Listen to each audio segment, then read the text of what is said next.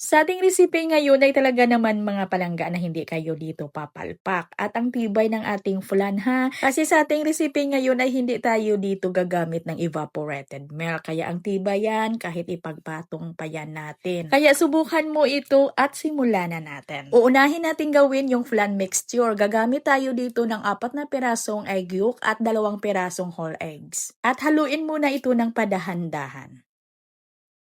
Maglagay ng half teaspoon ng vanilla extract at 1/8 teaspoon ng iodized salt. At 1 cup na evaporated milk. At ito yung pang-flavor natin na chocolates. Maglagay ako dito ng half tablespoon ng chocolate flavor syrup. At haluin lang natin yan hanggang sa mag-well combine yung mga ingredients natin.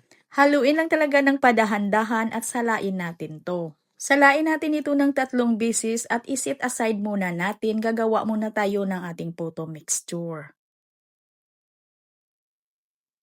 So dito maglagay lang tayo ng half cup ng white sugar at 1/4 teaspoon iodized salt. At 1/4 cup na mantika at 1 piraso na large na itlog. 1/4 cup powdered milk at 1 1/2 cups na tubig. At haluin muna yan para matunaw yung mga dry ingredients bago tayo maglagay ng all-purpose flour. 2 cups yung gagamitin natin dito na all-purpose flour at lagyan ng 2 tablespoon na baking powder. At ganituhin lang natin sa paglagay ng ating harina para walang mga lumps na madali lang nating mapakinis yung mixture natin ay pa isa-isa lang or pa 1 cup lang muna and then halo. At dito mga napapansin ko medyo masyadong malapot lang yung mixture ko kaya nagdagdag ako dito ng konti lang na tubig.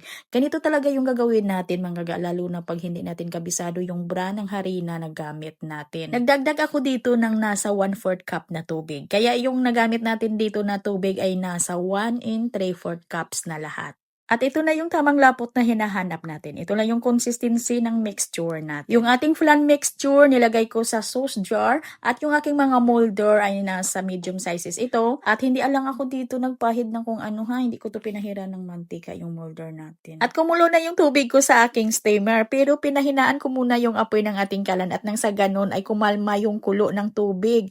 Kailangan ay mahina lang talaga yung kulo niyan. Mahina lang talaga yung apoy na kailangan natin dito. At ito nga mga inaluto ko lang ito sa loob ng 8 minutes lang. Pag nag-set na yung mixture natin, na yung idiin natin yung daliri natin na wala nang sumama na mixture, ay ibig sabihin ay pwede na tayo dyang maglagay ng puto mixture. Ay okay na ho yan. At ibalik natin ito sa steamer para maluto yung puto mixture natin.